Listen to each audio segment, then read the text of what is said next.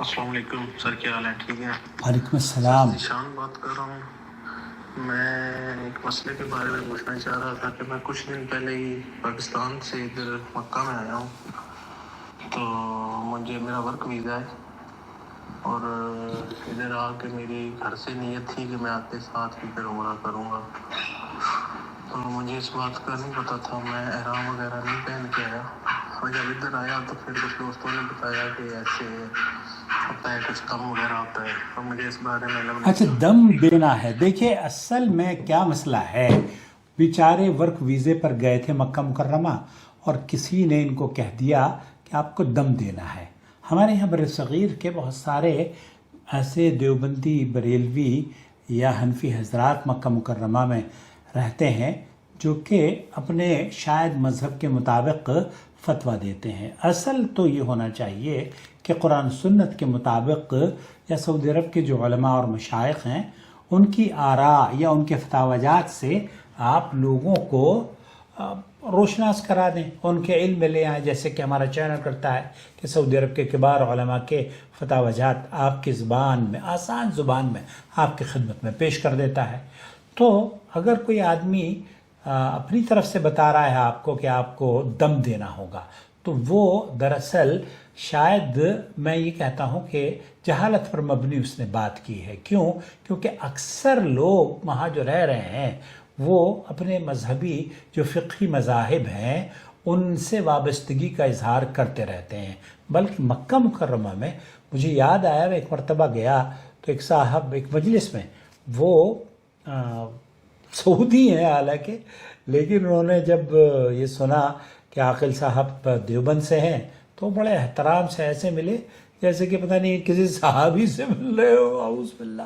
تو بہرحال میں یہ عرض کر رہا تھا کہ مکہ مکرمہ میں بھی ہر آدمی آپ کو ایسا نہیں ہے کہ سعودی عرب میں کوئی رہ رہا ہے تو وہ بس پاک اور صاف ہے اور سلفی ہے اور عالم ہے، اور وہ بلکہ اکثر ولاگر اور اکثر یوٹیوبر جو سعودی عرب میں اردو زبان میں کام کرتے ہیں، الا من رحم اللہ، بہت سارے علماء کے بھی چینل ہیں، لیکن وہ سلفی منہج پر کام نہیں کرتے، وہ اپنی آراء اور اپنی فقہی مذاہب کی پیروی کرنا زیادہ آسان سمجھتے ہیں اور اسی پر وہ لوگوں کو دعوت دیتے رہتے ہیں۔ یہاں تک کہ پچھلے دنوں تو آپ نے دیکھا کہ ایسی جھوٹی اور ضعیف روایات بھی یہ گھڑ گھڑ کر ولاگرز مکہ میں اور مدینے میں رہتے ہیں اور اس طرح کی باتیں کرتے ہیں۔ لوگ کیا سمجھتے ہیں؟ لوگ یہ سمجھتے ہیں مکہ سے آواز آ رہی ہے، یہ تو بس جناب مفتیان کرام سے، وہاں کے جو مکہ کے امام ہیں ان کی بات ہوگی۔ ایسا نہیں ہوتا۔ وہاں امام حرم سے اگر کوئی پوچھے تو وہ الگ مسئلہ بتاتے ہیں، قرآن و سنت سے آپ کو منور کرتے ہیں، اور یہ بیچارے دیوبندی اور بریلوی یہ اپنے مذہب کے مطابق، جہاں کوئی دیوبندی ہے کوئی بریلوی ہے تو وہ اپنے مذہب کے مطابق رہتا ہے، حتیٰ کہ بعض مرتبہ تو امام کعبہ کے پیچھے نماز پڑھنے تک کے روک دیا جاتا ہے۔ جی ہاں، مجھے روکا گیا ہے، میں صحیح بتاؤں، جب میں دیوبندی تھا تو مجھے روکا، کہا کہ آپ جیسے آپ کو کہا ہے نا کہ آپ کو دم دینا ہوگا، ایسے ہی کہا کہ آپ کو جناب ان کے پیچھے وتر کی نماز نہیں پڑھنی چاہیے۔ اور ہم لوگ کیا سمجھتے ہیں؟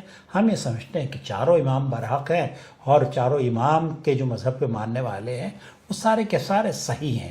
ارے صحیح ہوتے، ہمارے ایک دوست ہیں شہادت بھائی یہاں دلی میں آپ دلی سے مخاطب ہوں، تو انہوں نے مجھ سے کہا کہ چاروں امام برحق ہیں، تو میں نے کہا بھائی چاروں امام اگر برحق ہوتے تو آپ بھی سنیے گا، میں نے کہا چاروں امام اگر برحق ہوتے تو امام ابو حنیفہ رحمۃ اللہ علیہ اگر برحق تھے، اس کا مطلب یہ ہے کہ ان کے بعد جتنے بھی لوگ آئیں گے تو ان سے اختلاف تو نہیں ہونا چاہیے نا۔ آپ کیا کہتے ہیں؟ اگر امام ابو حنیفہ برحق تھے تو ان کے بعد جو بھی امام آیا اس سے انہیں اختلاف ہونا چاہیے تھا۔ اگر آپ یہ کہتے ہیں کہ اختلاف ہونا چاہیے تو آپ سلیم فطرت نہیں ہیں، لیکن اگر آپ یہ کہتے ہیں کہ نہیں، اگر وہ حق پر ہیں تو ہمیں ان کو فالو کرنا چاہیے۔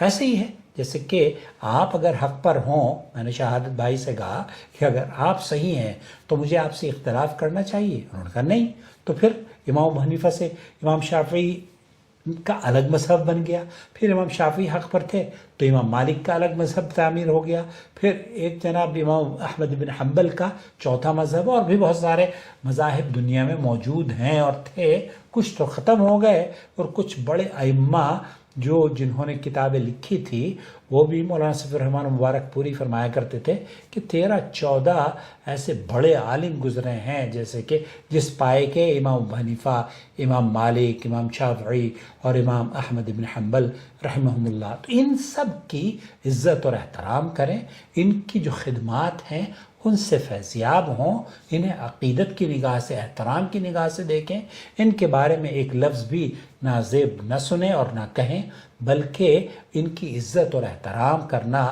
یہ ہمارے دین کا حصہ ہے. تو آپ، لیکن انہوں نے کہہ دیا اذا صح الحدیث فهو مذہبی، جب صحیح حدیث مل جائے تب آپ اسی کو عمل کیجئے گا اور میرے مذہب کو چھوڑ دیجئے گا.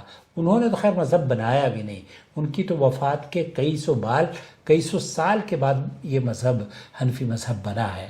تو حنفی مذہب والے یہ سمجھتے ہیں کہ اگر آپ مکہ مکرمہ میں جا رہے ہیں تو میقات سے آپ کو احرام باندھنا ہوگا. شیخ عبدالعزیز بن باز مفتی مملکت سعودی عرب اور سعودی عرب کے کبار علماء، ان کا فتویٰ یہ ہے کہ آپ کسی رشتہ دار سے ملنے جا رہے ہیں، ورک ویزا پہ جا رہے ہیں، نوکری کے لیے فیکٹری میں کہیں بھی جا رہے ہیں، یا اپنے شوہر کے پاس خواتین جاتی ہیں، تو آپ کو ضروری نہیں ہے کہ آپ احرام باندھیں.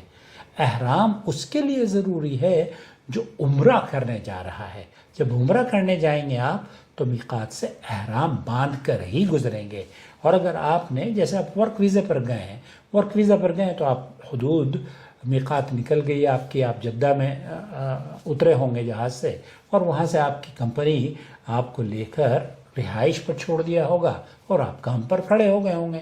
بعد میں آپ کو یہ چاہیے تھا کہ جو حدود حرم ہے وہاں سے خارج ہو کر مکہ مکرمہ کے لوگ جہاں سے احرام باندھتے ہیں وہیں سے آپ کو بھی احرام باندھنا چاہیے. اور آپ کو یہ کہنا کہ آپ طائف جائیں یا وہاں سے دم ہو گیا ہے، دم کی ضرورت نہیں ہے.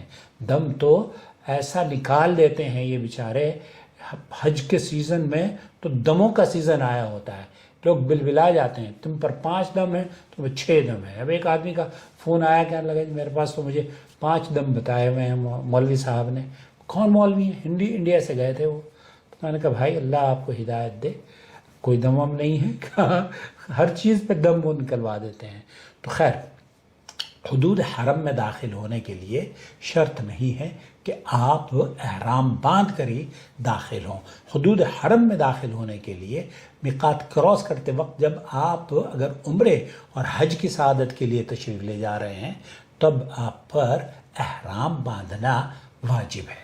اور اگر آپ احرام نہیں باندھتے ہیں تو ایسی صورت میں پھر دم بھی دے سکتے ہیں اور 3 روزے بھی رکھ سکتے ہیں. لیکن اگر ایک آدمی ورک ویزے پر گیا ہے، ارے بھائی وہ ورک ویزے، ایک بیوی کو اس کے شوہر نے اپنے پاس رہنے کے لیے بلایا ہے اور وہ مکہ میں بیچارہ کام کرتا ہے، کسی ہوٹل میں، کسی آفس میں، کسی ہاسپٹل میں. اب اس کی بیوی وہ جا رہی ہے اپنے شوہر کے بعد. شیخ عبدالعزیز بن باز کہتے ہیں اسے احرام کی ضرورت نہیں ہے، وہ باندھنا چاہے باندھ سکتی ہے، لیکن چلی گئی ہے اپنے شوہر کے پاس رہ رہی ہے. جب اس کو جی چاہے تب وہ اپنا میقات، جو مکہ والوں کی میقات ہے، وہاں سے احرام باندھ کر عمرہ اور حج کر سکتی ہے. امید وضاحت ہو گئی ہوگی. اپنی رائے سے ضرور نوازیے گا. آپ دیکھ رہے ہیں نور ٹی وی جدہ اور میں ہوں محمد عاقل.